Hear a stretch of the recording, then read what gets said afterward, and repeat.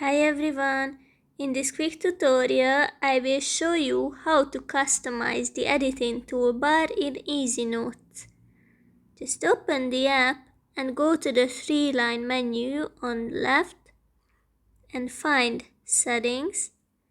Then here at the Editing Preference, you can customize Editing toolbar by clicking on it, and then here you can see the preview. Now you can change the order of the tools by dragging them and dropping them somewhere else based on your preference. When you finished, click on the check mark, and that's basically it.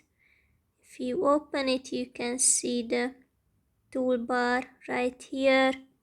I hope it will be useful.